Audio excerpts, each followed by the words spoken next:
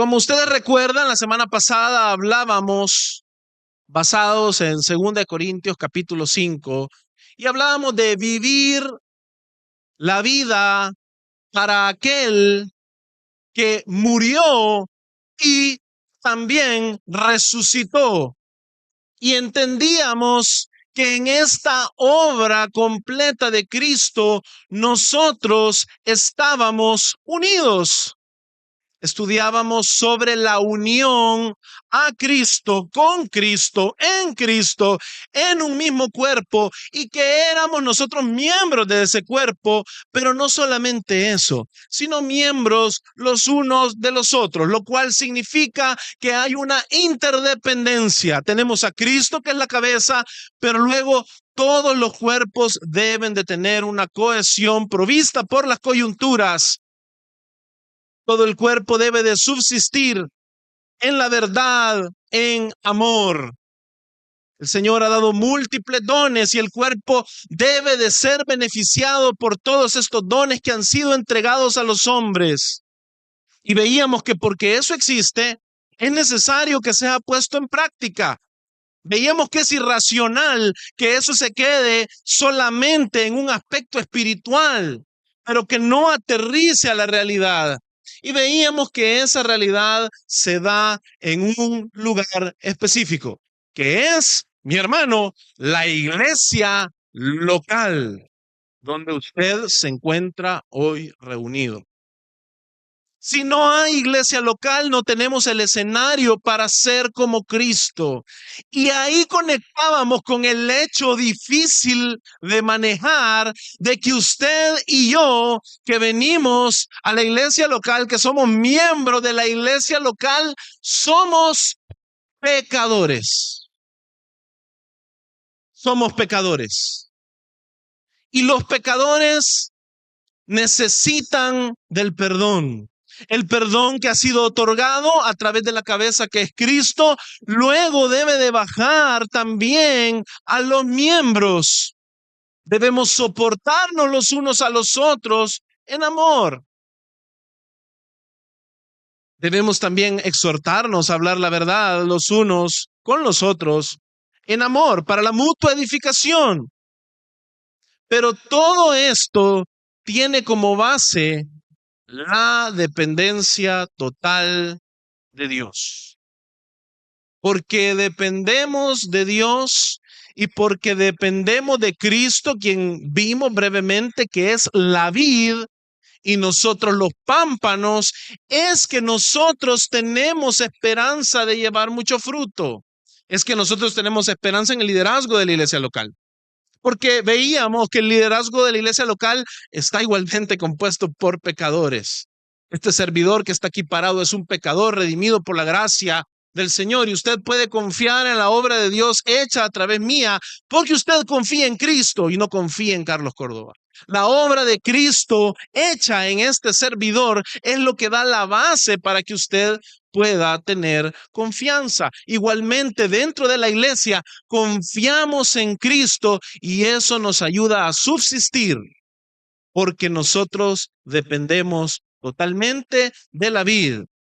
Si estamos unidos a la vid, fructificamos. Mis hermanos, todo esto viene a dar a un tema que es la realidad que ahora usted y yo vivimos en Cristo, y es la nueva vida. Nosotros veíamos y concluíamos en el servicio anterior sobre cómo esa resurrección de Cristo nos había traído nueva vida, y es esa nueva vida la que le da lugar a que nosotros podamos ser verdaderos hijos de Dios, que podamos seguir el ejemplo del Hijo de Dios, que es Jesucristo, y que de esa manera podamos vivir para gloria del Padre, por el poder del Espíritu. Si no es por la nueva vida, usted y yo no tenemos esperanza, y esa es la enseñanza de toda la Escritura. Entonces, la iglesia local, mi hermano, tiene esa tarea tan importante de reunir a todos aquellos que participan de la nueva vida. Veíamos, y un punto muy fuerte, medular, que espero nos haya quedado totalmente claro en la ocasión anterior, era lo importante que entendiéramos que no existe tal cosa como el cristianismo individual. Que el individualismo que se ha metido al cristianismo no es otra cosa que una filosofía de hombres que ha invadido a la iglesia para inhabilitarla.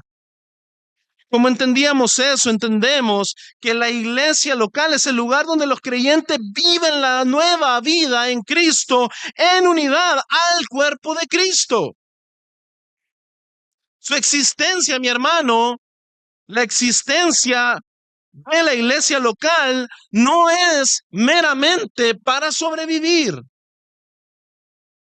Algunos interpretan por eso, y por eso yo le pongo tanto énfasis a lo que el Señor Jesús está diciendo en Mateo 16, cuando habla de las puertas del Hades no prevaleciendo contra la iglesia. Literalmente el Señor Jesús está citando Génesis 22, el pacto de Dios con Abraham, y que el pueblo descendiente de Abraham poseerá las puertas de sus enemigos. Las puertas se encuentran en las ciudades invadidas. Las puertas no vienen a invadir a nadie. Nunca se vio un ejército que llevaba las puertas a atacar a nadie. Y por ende, la imagen de Jesús hablando de las puertas del Hades no prevaleciendo muestra a una iglesia en ataque, en ofensiva. Y no se puede montar un ataque, una ofensiva, si no hay un propósito claro definido en la vida. Ningún ejército se arma para la batalla sin saber a qué van. El que lo hace es apaleado. Jamás en la historia va a ver a usted un ejército triunfante que no supo a qué iba.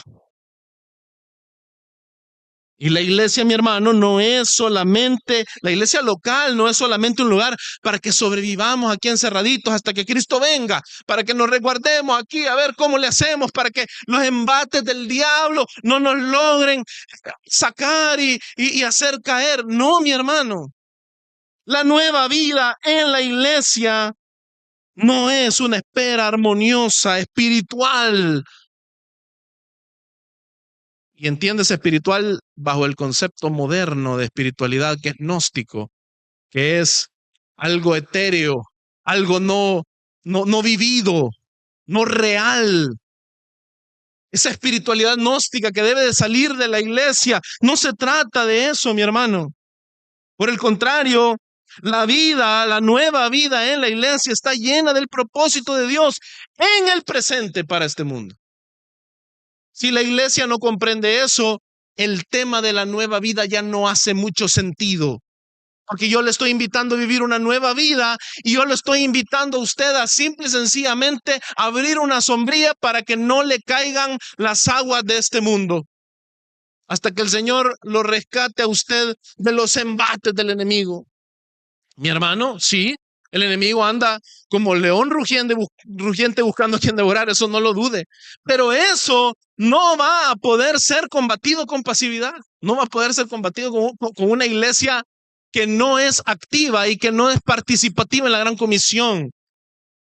Una iglesia que no es participativa en la gran comisión, que no entiende la vida del evangelio, es una iglesia que se expone a su destrucción. Si no me cree, mire lo que casi nos pasa en los últimos siglos. El hecho que tengamos que estar echando estas bases de nuevo, porque a la iglesia le cuesta creer que no se trata de individuos que se conectan a internet, porque fue un debate de que no se trata de que podemos venir y hacer la Santa Cena en internet, aquel con jugo Welch, aquel con la champán, aquel con una galleta y el otro con pan. Una iglesia desarticulada que no entiende sus sacramentos, que no entiende por qué esos sacramentos están ahí y qué verdades proclaman. Cuando hablamos de la iglesia local como el lugar donde la nueva vida se lleva a cabo, hablamos de esa iglesia del Dios vivo, esa iglesia formada por la palabra de Dios, que es precisamente lo que estamos estudiando, para que seamos guiados hacia esa vida. Entonces, mis hermanos, habiendo derribado esas preconcepciones erróneas, vamos a pasar a la base de la nueva vida en Cristo. ¿Qué es lo que nos da una base para la nueva vida en Cristo? ¿Qué es lo que nos da entrada a la iglesia, a esa iglesia viva de la que acabamos de hablar? ¿Será que se trata de personas iluminadas o más entendidas o con mejor disposición o que toman mejores decisiones y que vienen en una búsqueda propia de Dios y se acercan a Dios por su cuenta? ¿Será que se trata de eso? ¿Será que esa es la fundación de la nueva vida de la iglesia? La realidad de las cosas, mi hermano, es que el evangelio de Jesucristo es la base de la nueva vida en Cristo. Y la vida, mi hermano, de todo creyente antes de Cristo era una vida de muerte en delitos y pecados. Yo quiero que usted se vaya a Efesios capítulo 2, versículos del 1 al 3. Estamos en Efesios, usted solo tiene que retroceder un poco. Ahí va a encontrar Efesios capítulo 2, versículos del 1 al 3.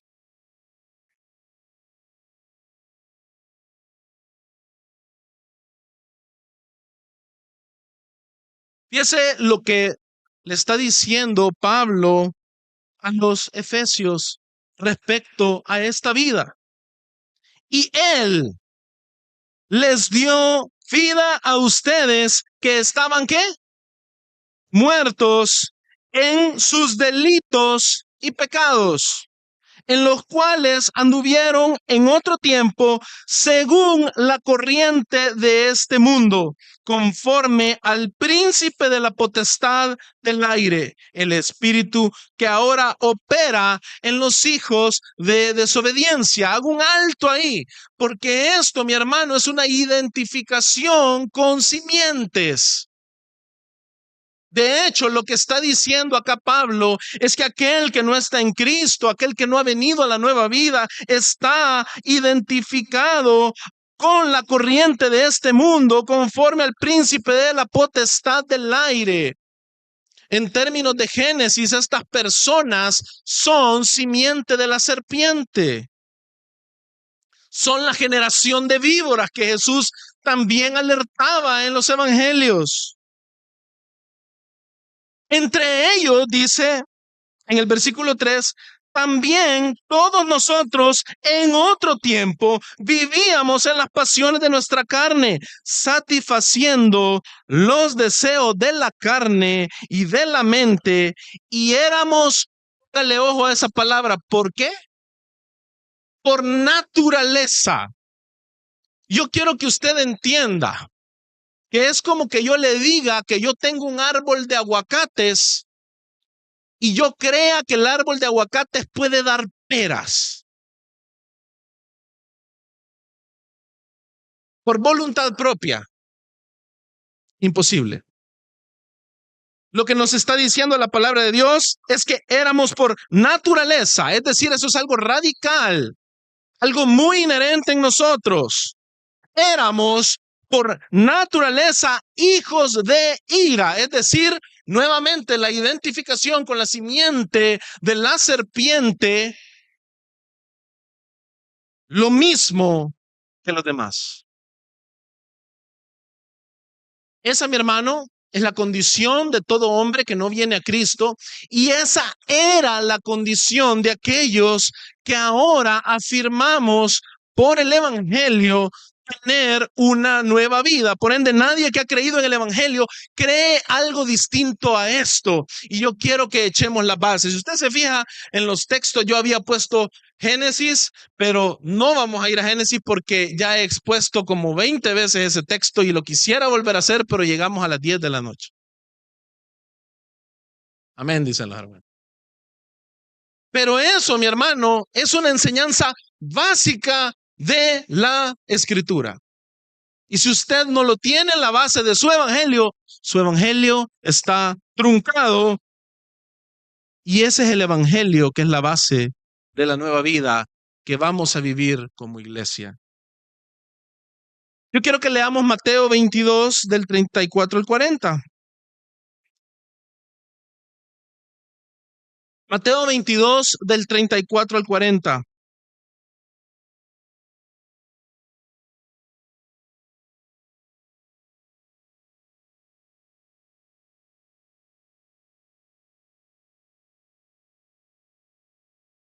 Yo quiero que usted se dé cuenta el contraste de la realidad que Pablo expuso, que ya dijimos está arraigada en la enseñanza bíblica, partiendo de Génesis.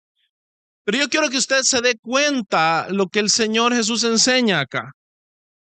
Dice, los fariseos se agruparon al oír que Jesús había dejado callados a los saduceos. Si usted se va a Lucas, la versión en Lucas, capítulo 20, versículo 39, usted se va a dar cuenta que incluso los escribas se agradan de ver la manera en la que Jesús se acaba de sacudir a los saduceos. Porque los saduceos siempre los ponían en problemas con estas preguntas sobre la resurrección. Entonces, Jesús ha probado ser un maestro de la ley, ha probado ahora desafiando el error que los saduceos estaban introduciendo, diciéndole, nuestro Dios es el Dios de Abraham, de Isaac y de Jacob. Él es Dios de vivos y no de muertos. Por ende, la resurrección es una realidad.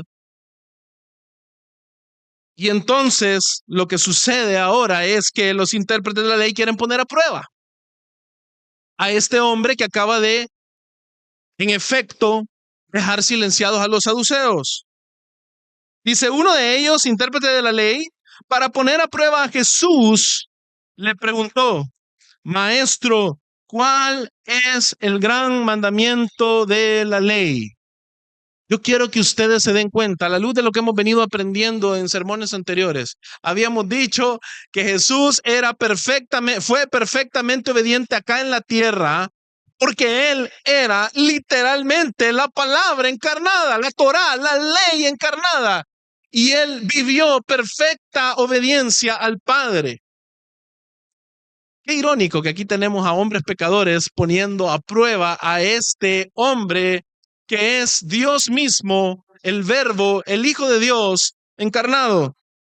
Dice, a poner a prueba Jesús le preguntó, Maestro, ¿cuál es el gran mandamiento de la ley?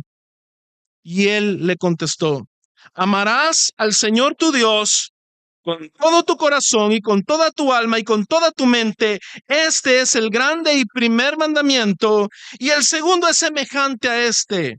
Amarás a tu prójimo como a ti mismo. De estos dos mandamientos dependen toda la ley y los profetas. Yo quiero que usted ahora traiga esta respuesta de Jesús y la junte con la explicación que Pablo nos dio de quiénes son los hombres y quiénes éramos nosotros antes de venir al Señor. Pablo nos describía como ¿qué? Como muertos en nuestros delitos y pecados. Para irnos más adelante en lo que Pablo decía, por naturaleza, hijos de ira. Y ahora oiga los mandamientos del Señor. Amarás al Señor tu Dios con todo tu corazón y con toda tu alma y con toda tu mente. Ni siquiera hace falta pasar al siguiente mandamiento que es semejante. Para que usted al contrastarlo con lo que acabamos de leer en Efesios capítulo 2 se pueda dar cuenta de que esa descripción que Pablo dio, esa radiografía que Pablo dio de los hombres antes de Cristo, es incompatible con estos mandamientos. ¿Cuál es el gran mandamiento de la ley? Es este. ¿Quién lo puede cumplir?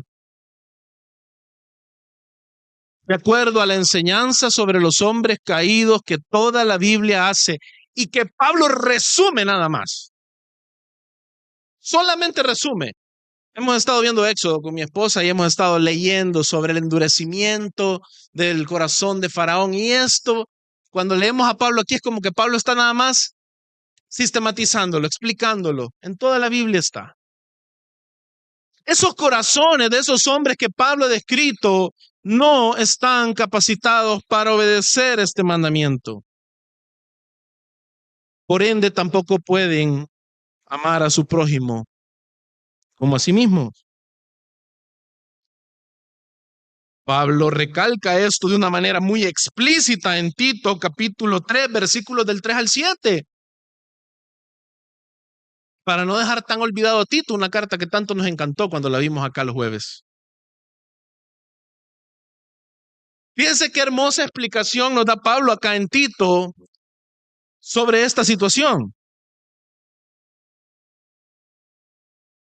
Hablando de la vida pasada, antes de venir a Cristo, la nueva vida de la que estamos hablando. Dice, porque nosotros también en otro tiempo éramos necios, desobedientes, extraviados, esclavos de los deleites y placeres diversos, viviendo en malicia y envidia, aborrecibles.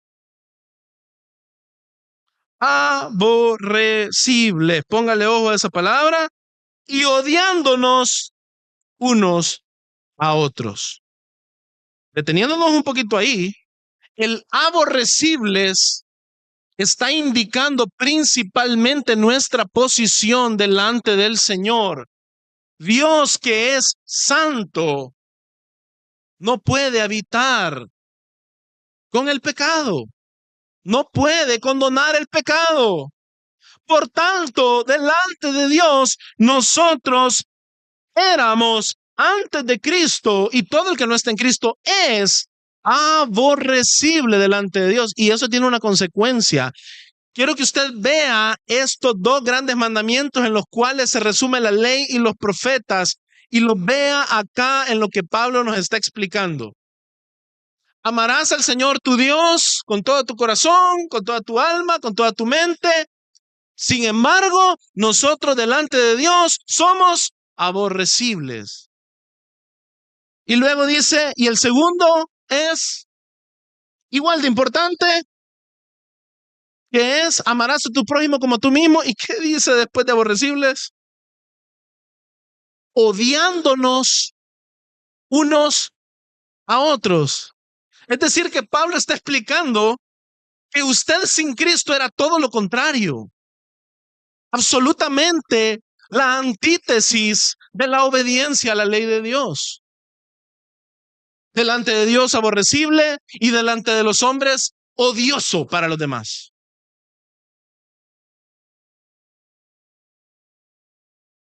Dice, pero cuando se manifestó, quiero que usted le ponga atención a esto, pero cuando se manifestó la bondad de nuestro Salvador y su amor hacia la humanidad, Él, ¿quién dice ahí? Él, no dice nosotros vinimos y nos salvamos. No, Él nos salvó no por las obras de justicia que nosotros hubiéramos hecho, porque ya vimos que era imposible, no por las obras de justicia que nosotros hubiéramos hecho, sino conforme a ¿qué? A su misericordia. Eso es, mi hermano, lo que el Señor ha tenido por usted y ha tenido por mí, y eso es lo que nos permite estar hoy delante del Señor por medio de Jesucristo. Por medio del lavamiento de la regeneración y la renovación por el Espíritu Santo. Aquí está literalmente citando Pablo Ezequiel 11, Ezequiel 36, el lavamiento, el derramamiento de agua limpia sobre nuestros corazones y la regeneración y un nuevo espíritu. ¿Se da cuenta? Esto es obra del Señor, no es obra suya. Que Él derramó sobre nosotros abundantemente por medio de Jesucristo, nuestro Salvador, para que justificados por su gracia, fuéramos hechos herederos según la esperanza de la vida eterna. Mi hermano, esa es la realidad de lo que ha sucedido para que usted tenga la nueva vida. Usted ha nacido de nuevo por medio del lavamiento de la regeneración. Usted, por el poder del Espíritu Santo, ha venido a una nueva vida. El Señor le ha puesto un nuevo corazón. Eso es lo que dice Ezequiel 36, literalmente, que es lo que Pablo está citando acá. Y porque usted tiene un nuevo corazón provisto por Dios, aunque usted era aborrecible, odiando los unos y los otros, ahora el Señor le ha dado nueva vida. Y usted ha sido hecho heredero según la esperanza de la vida eterna. Y esta esperanza de la vida eterna no es, nuevamente, mi hermano, algo individual, algo etéreo, algo que usted sostiene hasta que se muere para asegurarse que va a estar con un arpa en las nubes. La vida eterna, mi hermano, comienza en el momento en el que usted viene a la nueva vida en Cristo Jesús y tiene implicaciones inmediatas en su vida. Por ende, los creyentes han recibido nueva vida por gracia mediante la obra completa de Cristo. Es decir, usted no tiene ningún mérito. Quien hace la obra completa en la cruz del Calvario, lo que veíamos la vez pasada, aquel que murió y que también resucitó, y en su resurrección tenemos vida, es Cristo Jesús. Y como manifestación y evidencia de la nueva vida, ahora entonces tenemos un corazón que sí ama al Señor. La evidencia de la nueva vida es ese corazón. Esa incompatibilidad que acabamos de ver es solamente vencida por la obra del Señor. El hecho que usted y yo estábamos muertos en delitos y pecados es nada más vencida porque el Señor, a través de la predicación, la locura de la predicación del Evangelio, le dio a usted nueva vida. Cuando usted estaba muerto en sus delitos y pecados, le dio un nuevo corazón por la obra del Espíritu Santo. Usted escuchó la palabra fielmente predicada y usted vino a la fe en Cristo porque ahora usted tiene un nuevo corazón. Eso fue lo que pasó en su salvación. No fue usted, mi hermano, el que vino y tuvo la habilidad, la pericia, el entendimiento de comprender la palabra de Dios, porque usted es aborrecible delante de Dios, sin Cristo, ojo. En Cristo somos nuevas criaturas, las cosas viejas pasaron, aquí todas son hechas nuevas. Vamos a dejar a salve ese mensaje. Pero sin Cristo usted es aborrecible, y eso también que le quede claro, hermano. Por ende, la obra completa de Cristo en la cruz es la base de todas estas cosas. Ahí yo tengo mi esperanza. Él ya lo hizo por mí. Mis obras seguramente me condenarían. Yo no podría sostener mi salvación. Yo no podría sostener la base bajo la cual yo podría ser justificado. Híjole, si fallo tanto en cosas triviales, ¿cuánto más no sería de mi vida eterna si estuviera en mis manos? La base es la obra completa de Cristo Jesús. Y la manifestación de que esta obra ha sido hecha es que nosotros tenemos entonces una evidencia que es la fe en el corazón. Quiero que nos vayamos a Deuteronomio capítulo 6, versículos del 4 al 5. Quiero que usted vea la progresión de lo que el Señor venía anunciando y de dónde Jesús estaba citando cuando le habla sobre la ley a los escribas que lo cuestionaron.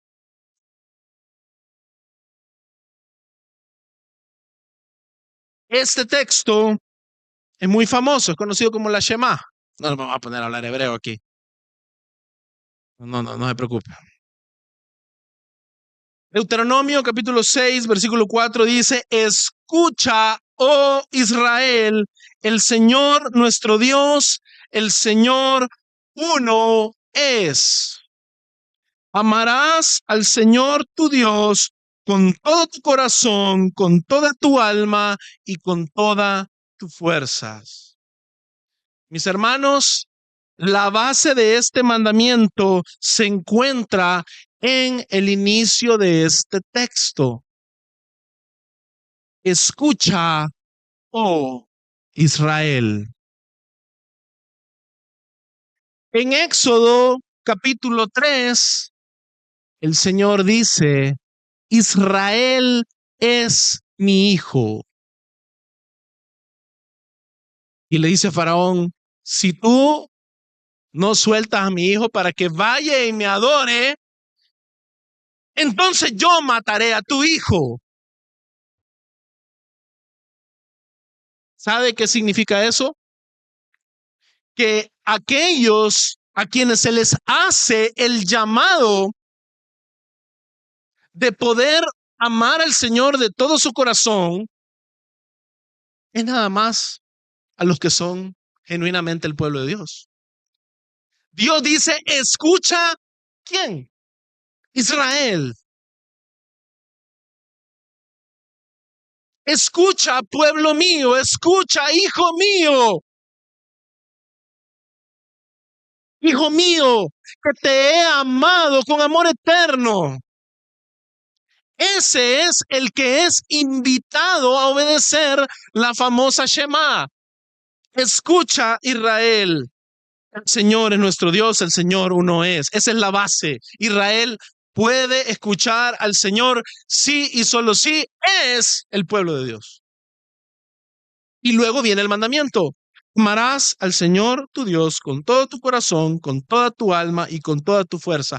Porque desde el Antiguo Testamento la esperanza de Israel era el nuevo corazón. Y el verdadero Israel de entre el Israel de la carne fue siempre la esperanza futura del nuevo corazón. ¿No me cree? Deuteronomio 36. Fíjese lo que dice la palabra del Señor.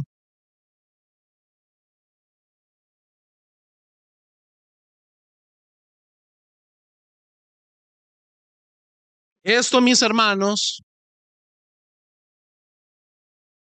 viene después de que en el pacto de Dios el Señor haya dado las sentencias por si el pueblo desobedecía el pacto, que sabemos que pasó. Israel en efecto desobedeció el pacto. Pero después de las sentencias hay una promesa de restauración. Es decir, la esperanza de Israel desde el principio descansó en esta verdad.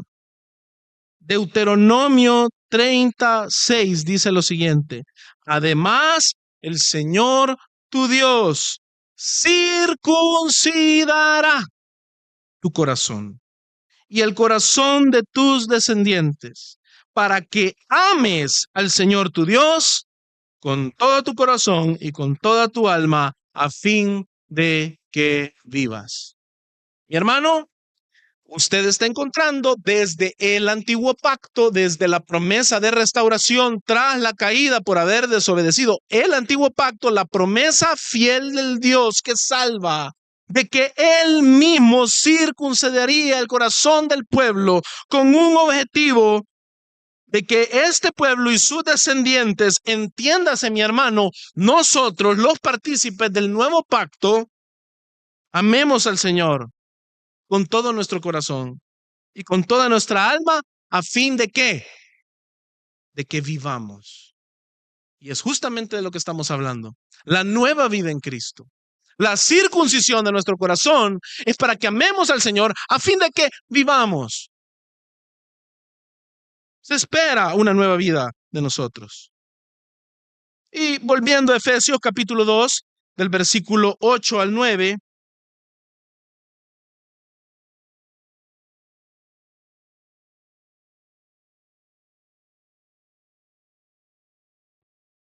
encontramos qué es lo que pasa con este corazón circuncidado. Solo en ese corazón circuncidado puede pasar esto. Dice la palabra de Dios, porque por gracia ustedes han sido salvados por medio de la fe. Y esto no procede de ustedes.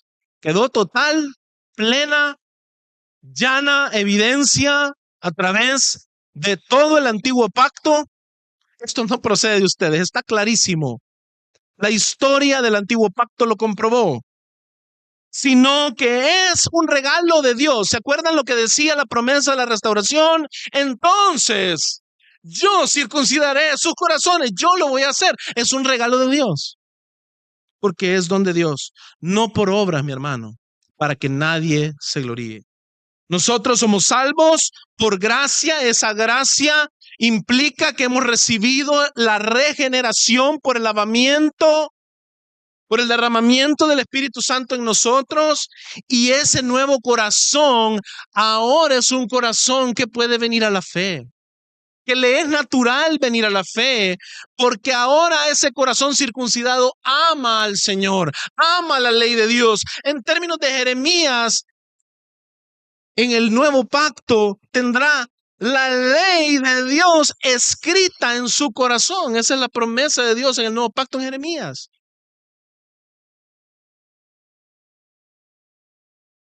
Esto es un don de Dios, no por obras, para que nadie se gloríe.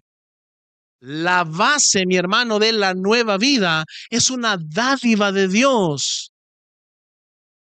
Es la regeneración, es el nuevo nacimiento, es el nuevo corazón, es la circuncisión del corazón, la promesa desde el antiguo pacto que hoy usted y yo, que como veíamos el jueves pasado, hemos recibido en el nuevo pacto y hemos sido rociados por la sangre de Cristo, dice el autor de Hebreos, que es una sangre que habla mejor que la de Abel.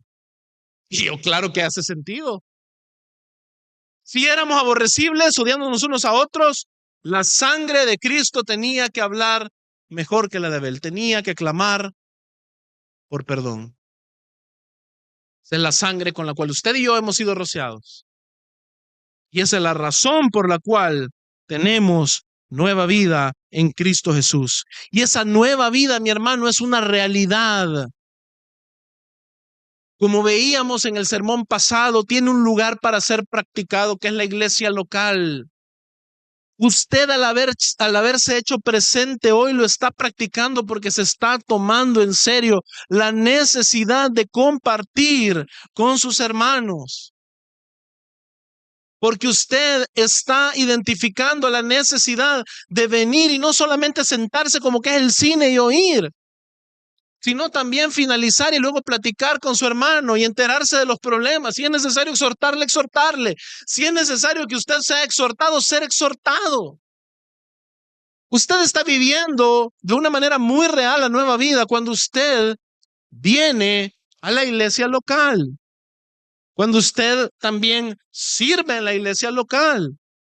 Cuando usted no solamente se limita a los tiempos de los cultos, sino que aparta tiempo también para luego conocer a otros hermanos. Estábamos ahí hablando con el hermano Salomón, y mi mamá ahí diciéndole que nos fuéramos a echar un café. Y así con los demás hermanos nos podemos ir conociendo, podemos ir buscando oportunidades para conocernos, porque entendemos que esto es real, no es mentira. No es algo simple y sencillamente de la esfera de mi vida espiritual. Mis hermanos, eso es gnosticismo, de verdad se los repito. Abandone ese pensamiento. La vida en Cristo invade todas las áreas donde el pecado ha tenido injerencia, es decir, todo. Imagínese lo que usted quiera. Si va a manejar, maneje como Cristo. Hay una gran área de santificación. ¿Cómo me voy a comportar cuando se me atraviesan? Si usted va a hablar, hable como Cristo. Si usted va a contar un chiste, está bien. Riámonos, gocémonos, alegrémonos, pero hágalo en santidad y en pureza. Y eso, ¿sabe dónde es el lugar donde mejor se practica? Acá en el cuerpo de Cristo. Y de esa manera, la gloria de Dios es visible en el mundo, que es el punto al que vamos a llegar. Porque la nueva vida en Cristo tiene unas implicaciones. Y hoy nos vamos a quedar en una implicación que va a ser el centro de nuestra enseñanza, que muestra la infinita sabiduría de Dios por el problema que veíamos planteado de una manera tan clara en Tito 3. Esta implicación, mi hermano, es la unidad. La semana pasada hablábamos de esa contradicción, de que somos unidos en un cuerpo, en una iglesia local, sin embargo somos pecadores y eso genera una gran tensión, unas grandes dificultades. Muchas veces nos vamos acá con sensaciones de que un hermano nos paró una gran cara, nos pegó una gran respuesta, no le gustó lo que le dije, se molestó. Nos vamos con esas sensaciones y es porque es la realidad. Cuando usted viene y entra en contacto con la iglesia de Cristo, se va a topar con la realidad, lo que hemos estado viendo. Por ende, usted no debe decepcionarse, sino confiar en Cristo y continuar en unidad, porque ese es el fruto de Dios. Tal como vimos en 2 Corintios 5:15, Cristo murió por todos para que los que viven ya no vivan para sí. Eso es una muerte al yo, mi hermano. Literalmente se trata de morir a mí mismo. Esa es una implicación, sino para aquel que murió y resucitó por ellos. ¿Qué le va a decir la visión gnóstica, falsa, moderna? Le va a decir, voy a vivir para Cristo, no para esos pecadores. No hay manera. Si usted vive para Cristo, usted vive en el cuerpo de Cristo. No existe tal cosa como yo solamente con mi Biblia y mi Cristo. Porque en las iglesias solo hipócritas hay. Bueno, pues entonces es un lugar adecuado para usted. Véngase. Porque solamente acá se encuentra el cuerpo de Cristo. Si no, usted es enemigo de Cristo. Es un divisor del cuerpo.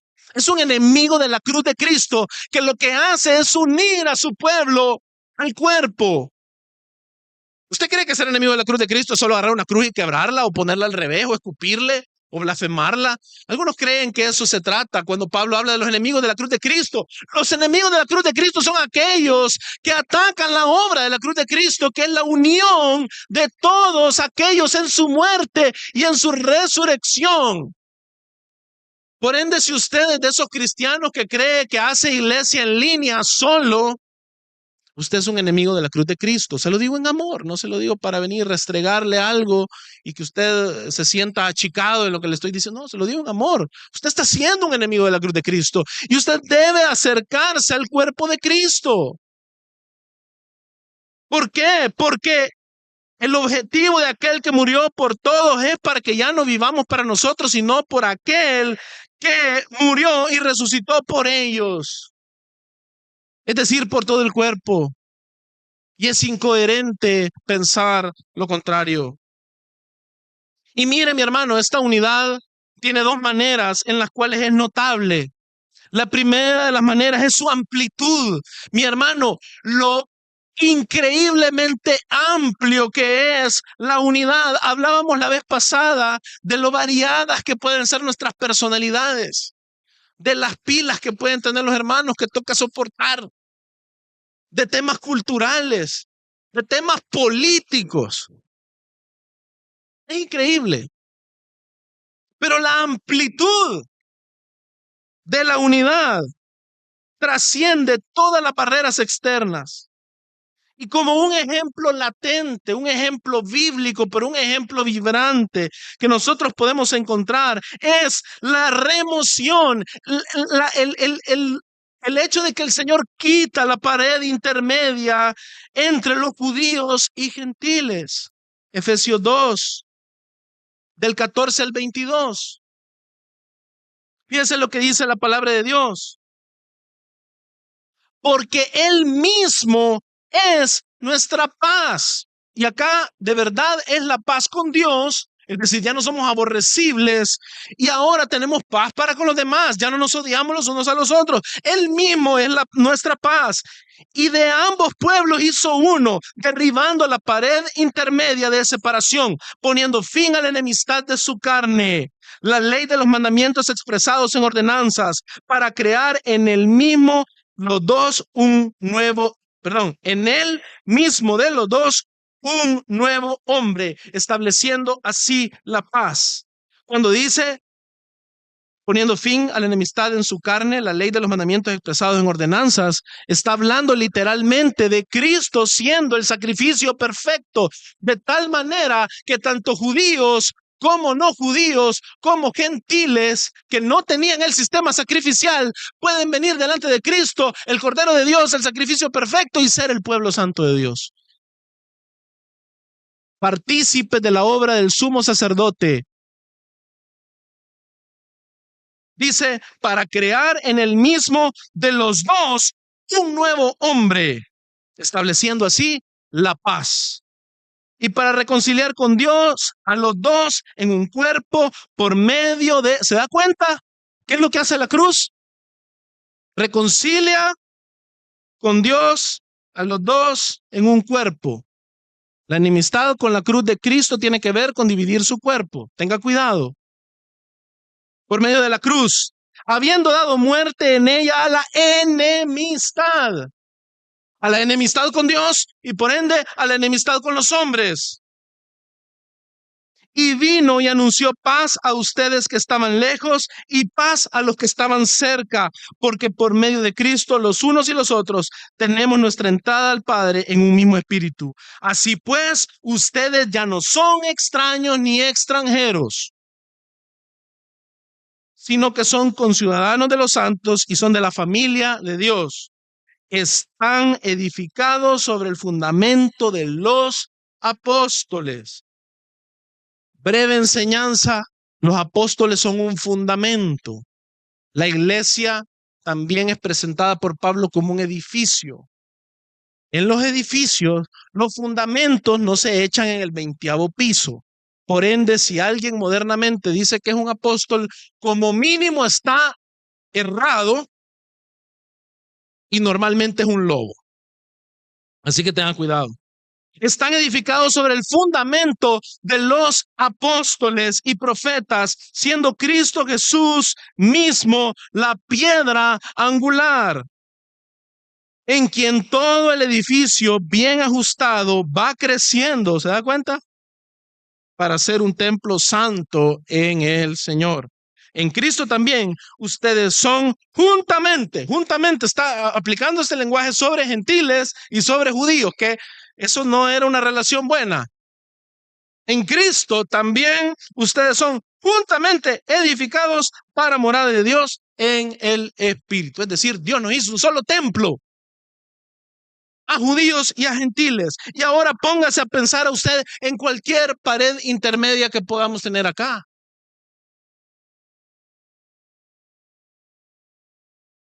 Póngase a pensar, ¿cuántas cosas nos dividen? De verdad, a veces cosas triviales, mi hermanos. Que la forma de ser de él, a mí me cae mal, él es una persona bien, se ve bien engreído porque no habla. Es que mire, ese hermano es un gran hablador, solo pasa hablando. A mí me cae mal porque esa gente, en las muchas palabras abunda la necedad, hermano. Hasta bíblicos nos ponemos. Mi hermano, hay un montón de paredes divisorias que pueden haber entre nosotros. Definitivamente. Definitivamente. Desde las más ridículas hasta las más elementales. Desde las más triviales hasta las más serias, mi hermano. Yo recuerdo cuando no fuésemos todavía una república monopartidista, que había una división, una separación entre izquierda y derecha. Hoy eso ya no existe. No estoy evaluando, hermanos, simplemente estoy diciendo la realidad. Hoy ya no existe eso. Hoy ya nadie habla en términos de izquierda y derecha, es difícil hallar eso. Pero hace unos años eso era un reto en las iglesias. Yo no sé si usted lo vivió. Uy, es imposible que uno siendo comunista sea cristiano. ¿Cómo va a creer? No, hombre, hay que expulsarlos de la iglesia. Una pared divisoria.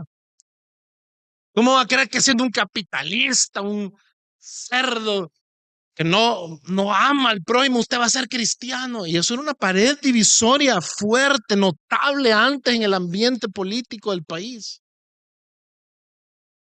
Y no me digan que no, porque todos lo vivimos. Yo lo recuerdo muy bien. Tal vez es un ejemplo ya un poco pasado y fuera de contexto. Pero hoy hay otras cosas, mi hermano, que yo sé que hacen divisiones entre nosotros. Y que verdaderamente no pueden superar la unidad que Cristo trae por medio de su obra completa en la cruz para crear un solo cuerpo, un solo hombre.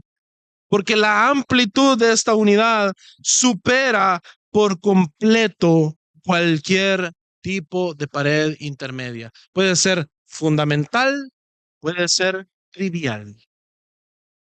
Porque aunque no lo crea, las trivialidades dividen. Y es interesante, porque yo también quiero que usted entienda que la unidad al cuerpo de Cristo también implica separación a lo que no es el cuerpo de Cristo. Fíjese que es bien interesante porque Pablo acá está citando a Isaías 57, cuando en el versículo 17 dice, y vino y anunció paz a ustedes que estaban lejos y paz a los que estaban cerca. Y acá se está refiriendo al pueblo de Dios y se está refiriendo a la esperanza del nuevo pacto. Pero no se queda ahí. Isaías en ese mismo texto enfatiza, no hay paz, dice mi Dios, para los impíos. ¿Ok? Los que estaban cerca, los que estaban lejos, entiéndase, todos aquellos que han venido a la fe en Jesucristo y que han sido unidos por increíbles, grandes, insalvables que parezcan sus diferencias a un solo cuerpo. Eso es obra de la regeneración de Dios en el corazón por medio de Cristo Jesús, de un nuevo corazón y de la fe que Dios nos ha dado por gracia para que podamos ser salvos. Es la promesa de la circuncisión del corazón para que vivamos cumplida en nosotros.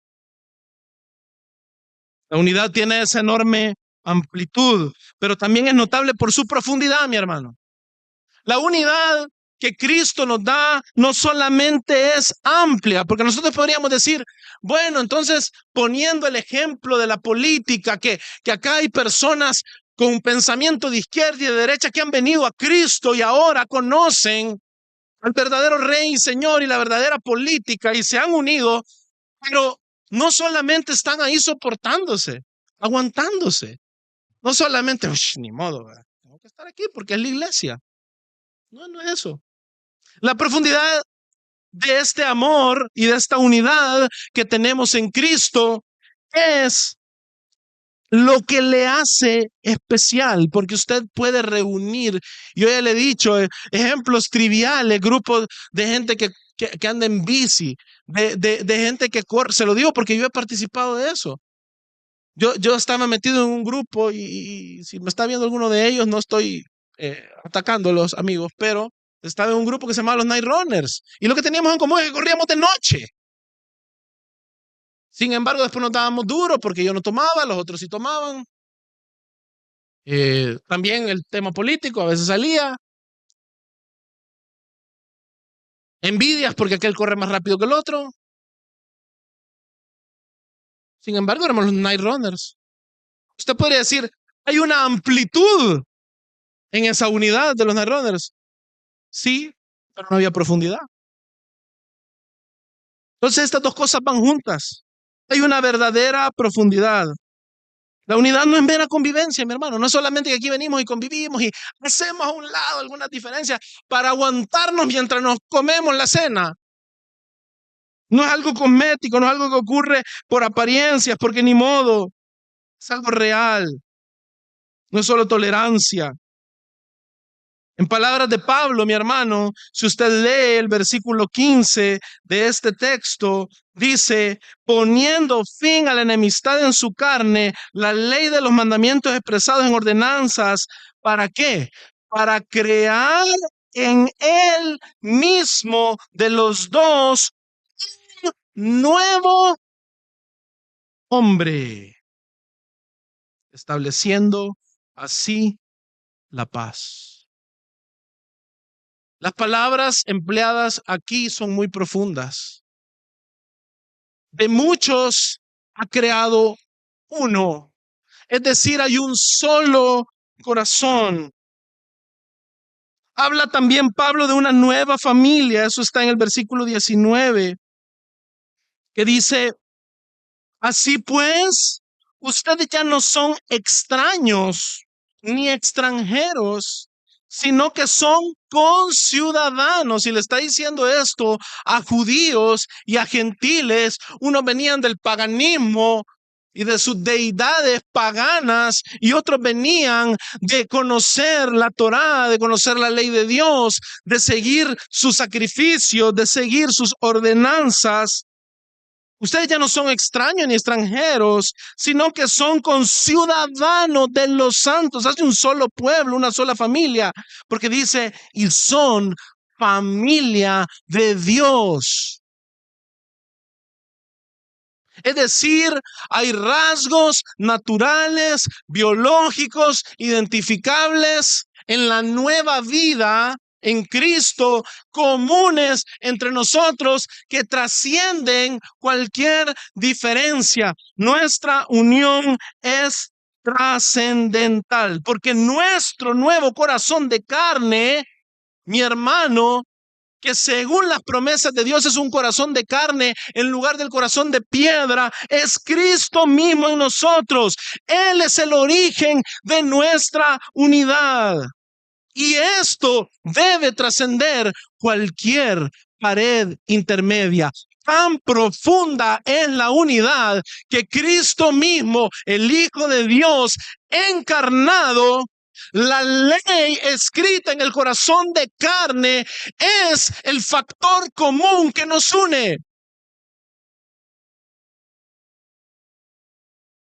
No puede haber unidad superficial entre tales personas.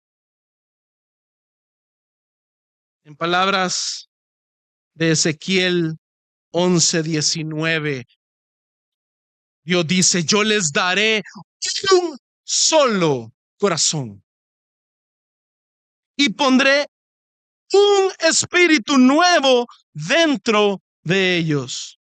Y quitaré de su carne el corazón de piedra. Esta es una referencia a las tablas de la ley que no podían ser obedecidas por los corazones no circuncidados. Y le daré un corazón de carne. Y ese corazón de carne ha sido provisto en Cristo Jesús, el Hijo de Dios, la ley misma encarnada. Ese es nuestro vínculo. Colosenses 1 del 25 al 28. Dice la palabra de Dios,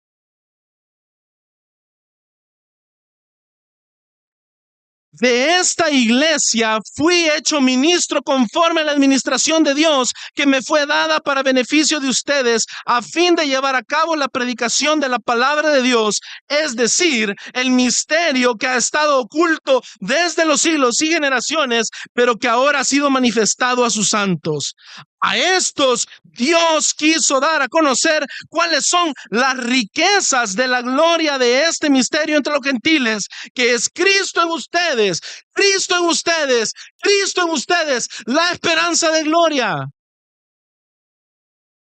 A Él nosotros proclamamos, amonestando a todos los hombres. Es a Él, no es mi propia justicia, no soy yo el que me presento, es Cristo, nuestro nuevo corazón, a quien proclamamos, amonestando a todos los hombres y enseñando a todos los hombres con toda sabiduría. ¿Por qué? Porque es Cristo a quien proclamamos, a fin de poder presentar a todo hombre, es decir, a todos los que somos miembros del cuerpo, perfecto en Cristo.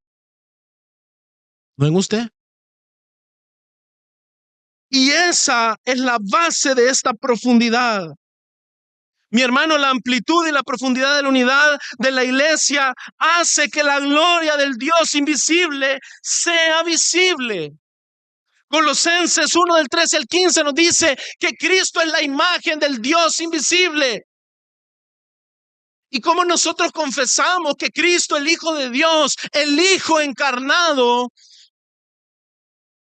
es la imagen del Dios invisible, nosotros también entendemos que unido a Él, nosotros somos los muchos hermanos de los cuales Él es el primogénito y están predestinados a ser hechos conforme a la imagen de su Hijo.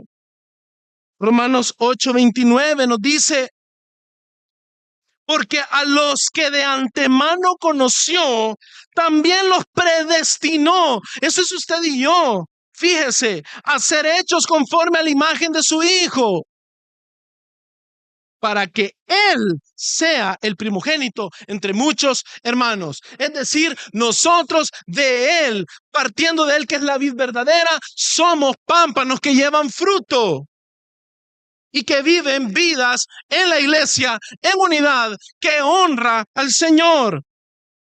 Porque lo tenemos a Él como nuestro nuevo corazón, con el cual podemos amar la ley de Dios, porque Él es el verdadero Hijo obediente. Mi hermano, ¿quiere más de lo que la Biblia le tiene para decir?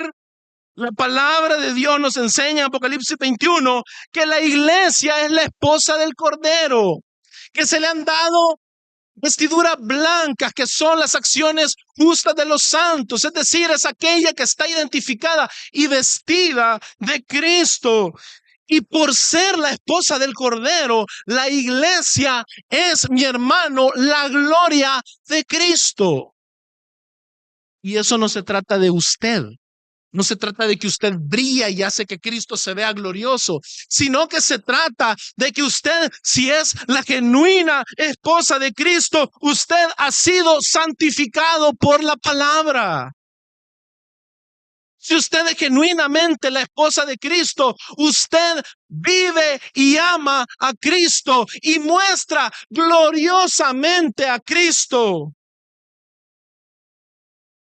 Mi hermano, ¿cómo sabemos que hay un buen esposo en un hogar? Cuando uno mira a una esposa que honra al Señor y que muestra la santificación de la palabra hecha por el esposo a través de su vida en todas las áreas, en obediencia al Señor. De la misma manera, la iglesia, que es la esposa del Cordero, muestra la gloria de Cristo al mostrar que genuinamente es santificada por la palabra. Y esa debe de ser una realidad.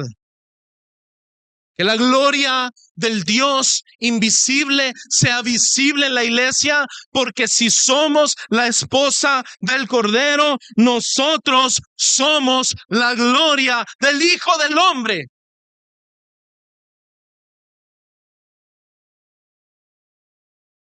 Mi hermano, a través de esta verdad, la infinita sabiduría de Dios, solamente así, la infinita sabiduría de Dios es dada a conocer. Mi hermano, en este mundo hay interminables fuentes de sabiduría. Todas ellas proceden de la necedad, de la base que analizábamos en Tito capítulo 3, del versículo 3 al versículo 7. Somos aborrecibles, odiándonos los unos a los otros, y cualquier filosofía que intente resolver ese rompecabezas sin Cristo está destinada a la destrucción. Esa filosofía llevó a Caín a matar a Abel. Llevó a los hijos de los hombres, a los hijos de Caín, a edificar la ciudad de Enoc. Llevó a Lamec a hablar de vengar 70 veces 7 a aquel que le hiriese. Y ha llevado a todo el pecado de los hombres en este mundo. La sabiduría de los hombres es necedad, mi hermano.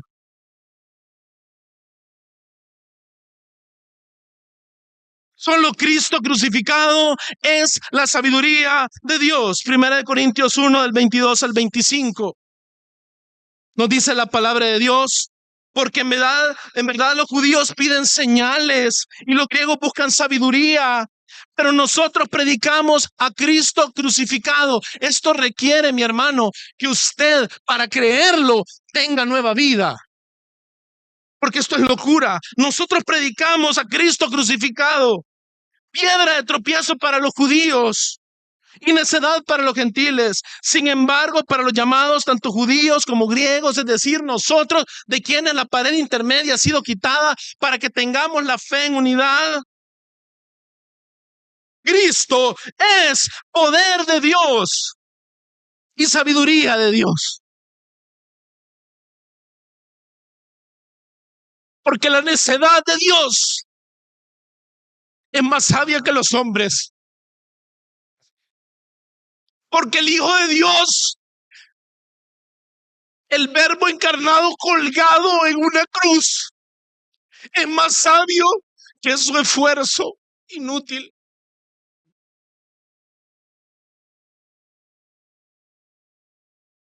La necedad de Dios es más sabia que los hombres y la debilidad de Dios es más fuerte que los hombres. Cuando metafóricamente Dios es más débil, el Hijo encarnado, la mano poderosa que creó el universo, fue detenida en una cruz por un clavo. Su poder se perfeccionó en nuestra debilidad.